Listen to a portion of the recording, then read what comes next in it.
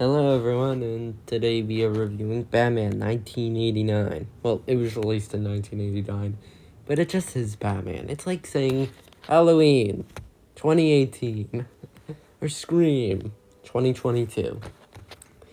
Anyways, this film was directed by Tim Burton, and the licensing or the studio that distributed it, I believe it was Warner Bros. Anyways, this film stars Michael Keaton and Jack Nicholson. Alright, so let's get into the positives. Before I get to the negatives. One, I do think this film is mostly competently made. Unlike another film, the last film I reviewed, League of Extraordinary Gentlemen. I also believe the acting is way better than that. It's not... Well, as you see, we are gonna talk about things super important and never do them. So, yeah. That's sort of the thing. I also must say, yeah, this film is very much... Gotham is very much alive in this. It's not a normal city. It's actually, a crime city. I do think it does look great. Kind of more of a city ravaged by violence. It definitely does look great. And I believe I cannot wait to see how they improve on it with Batman Returns. Don't know how that will turn out, but hopefully well. Hopefully. Anyways, Michael Keaton as Batman. He does do a very fine job as Bruce Wayne. He's very much it kind of does give off the personas of a spoiled billionaire when he needs to, and definitely, and the sort of, and the, what's the word for it? Emotional, the sort of vulnerable Bruce Wayne. He gives that off very well. I can tell why people were excited to see him return in the new Flash movie. That will now be releasing in 2023 because I'm assuming Snyder fans are upset. Man, will the world ever change? Never mind. Anyways, to Jack Nicholson as the Joker, or Jack Napier, I kind of thought this was a semi-sequel to The Shining since, well, I guess the person Jack Nicholson plays there is also named Jack. So, in the head, you can kind of call him and say this is sort of a semi-sequel. Not really, though. Anyways, he does deliver it well. At first, he does deliver the more, say, the usual mobster well. I guess he does give off a guy with experience. He also looks that way. He also, and when he's the Joker, he is legitimately entertaining in the role. Again, it is pretty cartoony when he and Batman fight, but that's what I can respect. He cannot leave Batman's roots just to the serious stuff, you know what I mean? Anyways, yeah, he does deliver that well. The inventions by both Batman and Joker are very well done in CGI. So to Vicky Vale, who serves as the Lois Lane of it all. What's her quirk? She loves bats. Yeah, she does also have other characteristics, like being a photographer. And she's apparently famous for doing this one article about a revolution or something. That's about it. Yeah, seriously, why is she famed? Anyways. Yeah, I know some people had a problem with her discovering Batman's identity. I really don't. I mean, for God, it is common, or I don't know, it's somewhat, I don't know, like, it's kind of I don't know, I feel like it's just,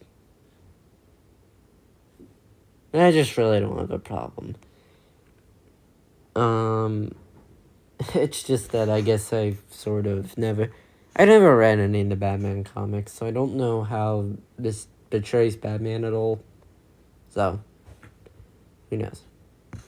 And yes, I am well aware that this is not the very first Batman film, and in fact, this is the second. The first Batman film was, I believe, Batman.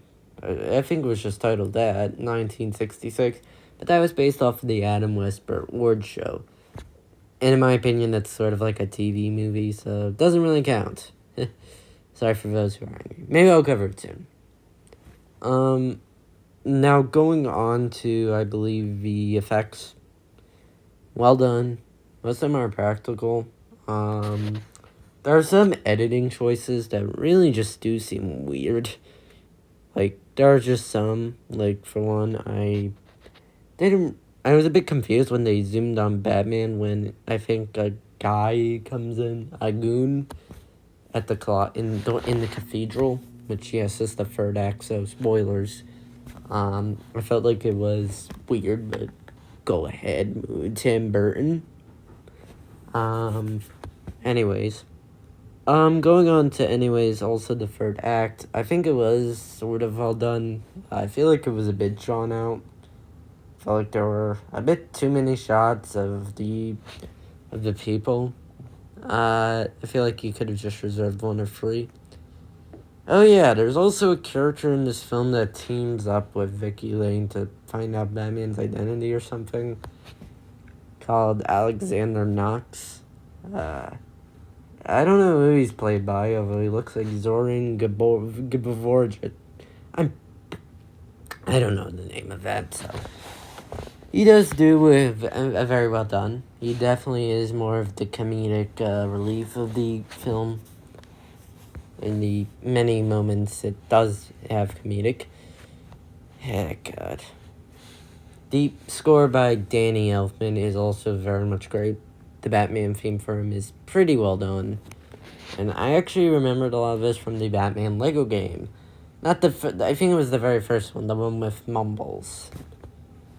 The one that I think was released in 2010, 2009. I very much could tell the music from that. My little brain could tell. And overall, I think this film was pretty solid. There are some criticisms. Again, the editing could be a bit off sometimes. I also think Vicky Lane does do some dumb decisions. Like, for one, she takes, in the final act, when she and Batman are on the ledge, when the Joker jokingly, sort of leeches out his hand, she takes it for no apparent reason, and that just makes the situation worse. Like, you were threatened by him. Why are you taking it? Are you that dumb? It's just incomplete. I also do think there wasn't enough Batman. I know when there's too much, but I felt like you could have cut down some of the Bruce Wayne time, and there are just some scenes where I would have shortened it. Oh yeah, the last thing I'll touch on is the Butler. He is played expertly by, I forget his actor. I believe he appears in all the Batman films in the 90s, late 80s, early and 90s. And he does a very good job. And he sort of acts as the father figure to Bruce Wayne / Batman. I don't know which one I like better. Obviously, what's his name from the Dark Knight trilogy does a good job. Michael Caine, I believe, although I could be wrong. I'm probably wrong, but he does a well done job in the Christopher Nolan trilogy. So that's a plus. But anyways, I don't know if I'll do it. I will be reviewing the rest of the Batman films up to the Dark Knight Rises. And then if The Batman does in fact come to HBO Max or something, I will review that.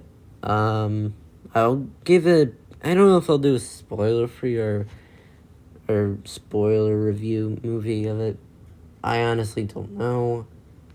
But anyways, that will do it. So overall, Batman 1989, very good film. And I think you should watch it. It's only 2 hours and 7 minutes long, so it isn't that long as, say, I don't know, Dark Knight. So, in my opinion, this film was good. Not great, but good. So, I hope that does it for today, and I hope you all have a great week. See you on the flip side.